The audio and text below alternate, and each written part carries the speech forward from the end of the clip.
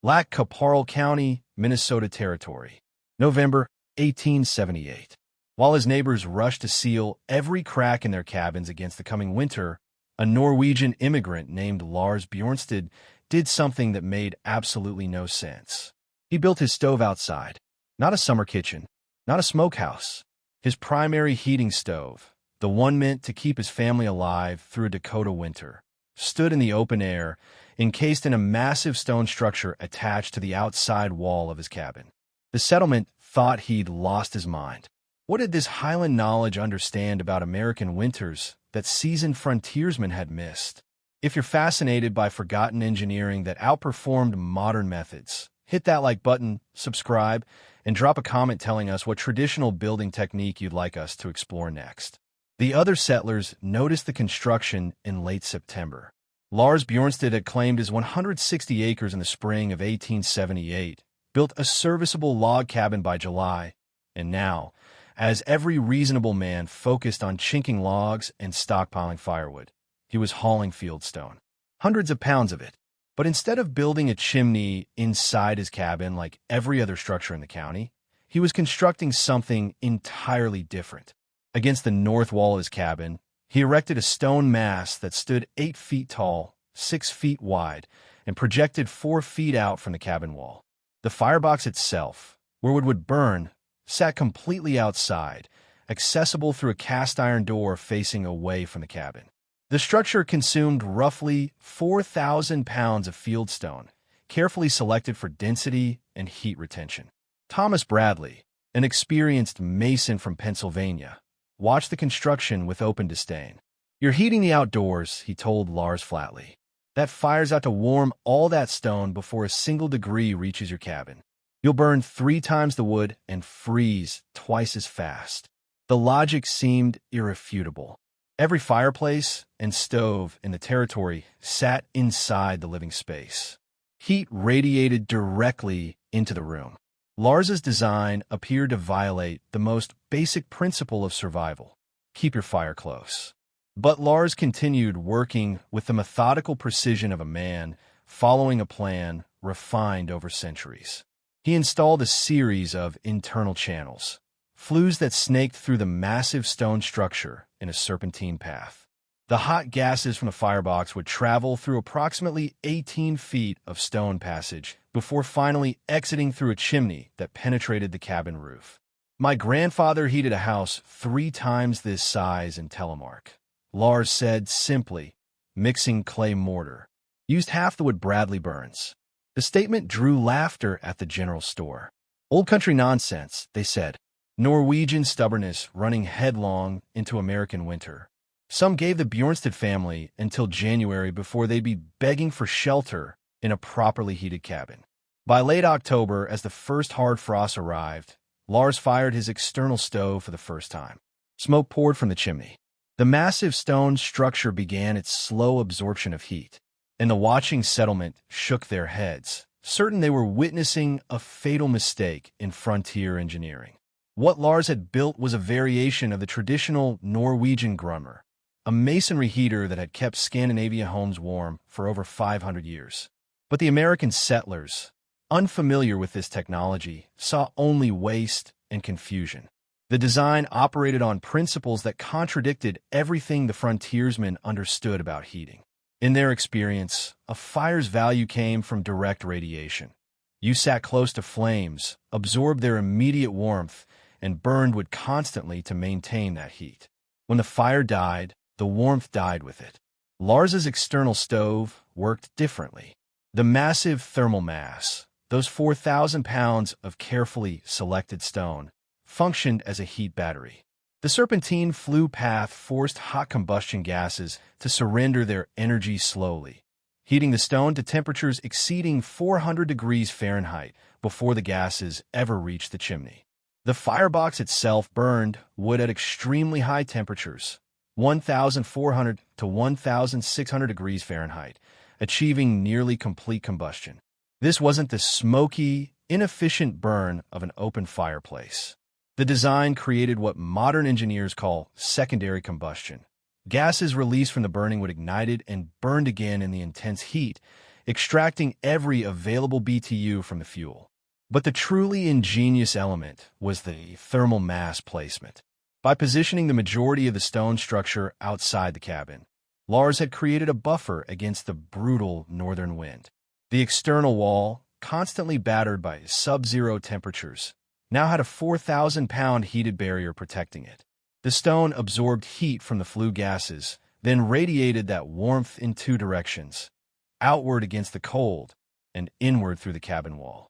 Inside, approximately 18 inches of that stone mass projected into the living space, forming a warm wall that radiated steady heat for 12 to 16 hours after the fire had burned out. Thomas Bradley examined the completed structure in early November and pronounced it the most expensive way to accomplish nothing I've ever witnessed. He calculated that Lars would need to burn a massive initial fire just to warm all that stone, wasting precious cordwood on thermal mass that contributed nothing to immediate comfort. "You've built a monument to old-world ignorance," Bradley declared. "Come January, you'll be tearing it apart for building stone and installing a proper cast-iron stove like civilized people use." Lars simply nodded, stacked another armload of split oak beside his firebox, and waited for winter to render its verdict. The settlement considered the matter closed. The Norwegian had made his choice. Nature would correct it soon enough. Before we continue, if you're appreciating this deep dive into forgotten frontier engineering, make sure you've hit that subscribe button.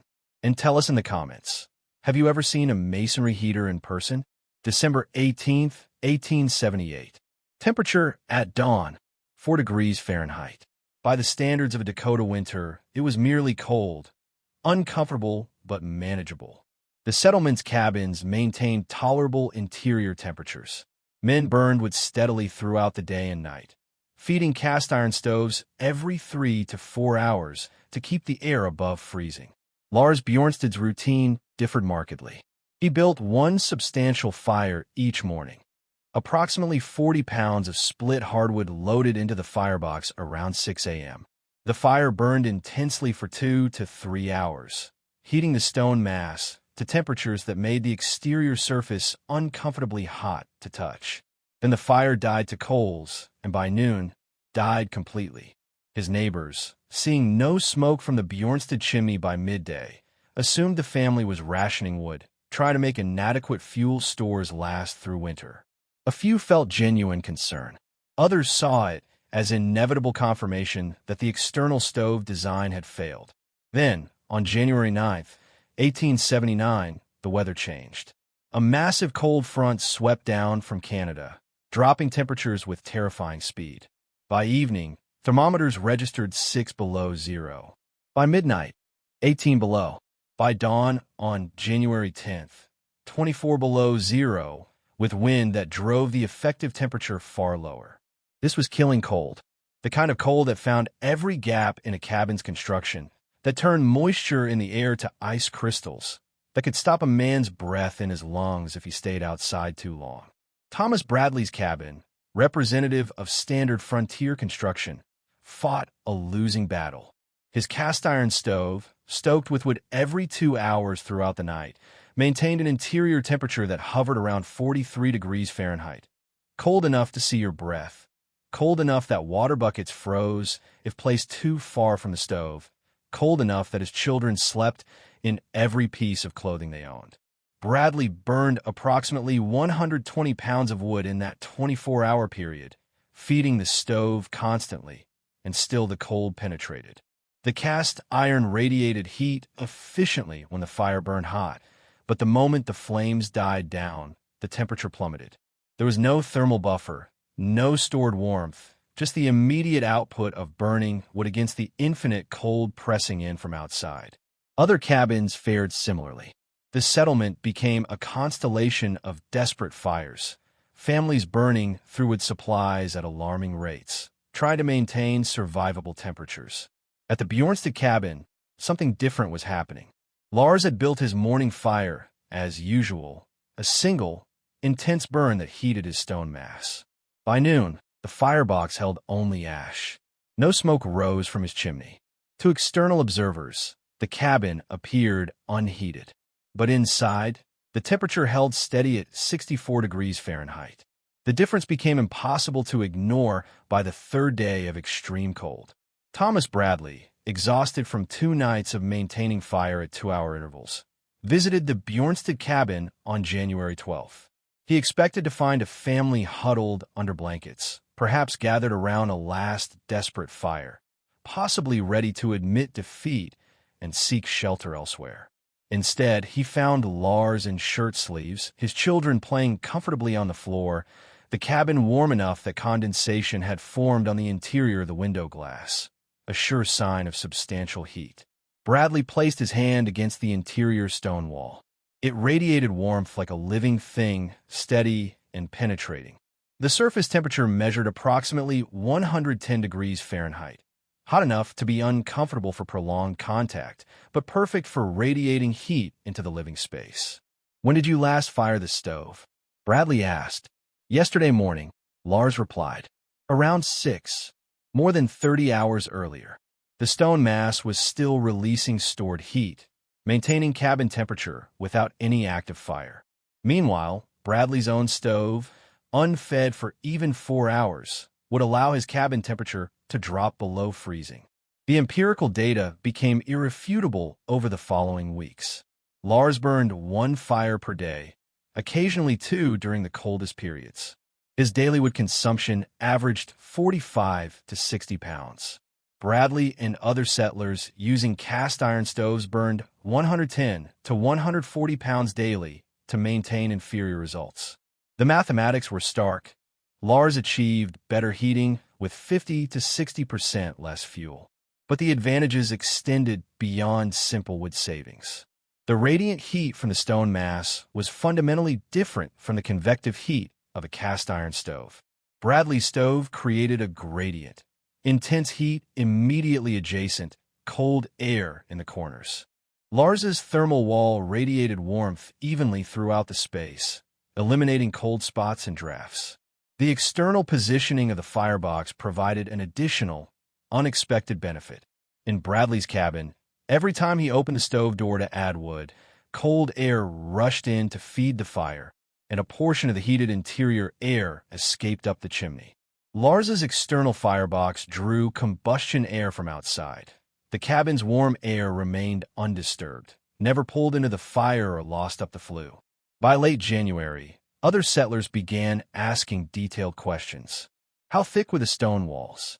What pattern did the flue path follow? How long did the morning fire need to burn? Thomas Bradley, to his credit, made the walk to Lars's cabin on February 3rd with a direct question. "Would you help me rebuild?" The Norwegian nodded. "We'll start in spring. Stone works better when it's not frozen." By March 1879, as the brutal winter finally loosened its grip, 7 families had requested Lars's assistance in constructing external masonry heaters. The design that had provoked mockery in September had become the most sought-after innovation in the county. If this kind of forgotten engineering knowledge fascinates you, you know what to do, like subscribe and comment with your own experiences with efficient heating systems. Have you ever used a masonry heater? We want to hear about it. The spread of Lars Bjornsted's external stove design followed the pattern of Scandinavian settlement across Minnesota and Dakota Territory. By 1882, an estimated 34 cabins and small homes within a 60-mile radius had incorporated variations of the external masonry heater. The design evolved as it spread. Some builders positioned the thermal mass entirely inside the cabin, using Lars's flue pattern but eliminating the external firebox. Others maintained the outdoor firing chamber but reduced the stone mass, seeking a middle ground between thermal storage and construction effort. A few ambitious homesteaders built dual mass systems, stone structure both inside and outside the wall, creating maximum heat retention. The technique proved particularly valuable in the Red River Valley, where timber was scarce and every cord of wood represented days of labor or significant cash expenditure. Families who adopted masonry heaters reported fuel savings of 40 to 60% compared to cast iron stoves, a difference that could mean survival during years of hardship. What Lars had brought to Minnesota wasn't innovation, it was preservation. The Grunmer tradition stretched back to medieval Norway, refined through centuries of cold climate survival. Norwegian and Swedish immigrants carried this knowledge across the Atlantic, applying Old World engineering to New World conditions. The external placement that seemed so counterintuitive to American settlers made perfect sense in Scandinavian context. In Norway's coastal climate, homes needed protection from constant wind and moisture. Positioning the firebox outside accomplished two goals. It eliminated interior smoke and soot during the firing process, and it created a heated barrier against the most exposed wall. Modern thermal analysis confirms what Lars understood intuitively. A 4,000-pound masonry heater, properly designed, stores approximately 150,000 to 200,000 BTUs from single firing. A cast iron stove, by contrast, stores virtually nothing. It produces heat only while it actively burns, losing efficiency the moment the fire dies. The radiative heat transfer from stone mass also proved physiologically superior. Humans perceive radiant heat as more comfortable than convective heat at the same air temperature. A room heated to 64 degrees Fahrenheit by radiant mass feels as comfortable as a room heated to 68 to 70 degrees Fahrenheit by forced air. Another efficiency gain that the original settlers recognized through lived experience rather than scientific measurement. By the early 1900s, as coal-fired furnaces and eventually central heating became available, many masonry heaters were demolished or abandoned. The knowledge faded. Contemporary Americans, rediscovering thermal mass principles through passive solar design and modern masonry heater construction, often don't realize they're reclaiming technology that Scandinavian homesteaders proved superior 140 years ago. Thomas Bradley's cabin still stands, now maintained as a historical site in Lackaparl County. The interior fireplace remains a monument to conventional thinking. 3 miles east, the foundation of Lars Bjornstad's original cabin is visible, including the massive fieldstone base of his external stove, still intact after nearly 150 years. The mockery lasted one autumn. The proof lasted a lifetime. And the lesson remains relevant. Dismissing traditional knowledge as primitive often reveals not their ignorance, but ours. If this exploration of frontier thermal engineering resonated with you, give us a like, subscribe for more forgotten wisdom, and tell us in the comments what other traditional technologies deserve a second look. We'll see you in the next deep dive into American survival wisdom.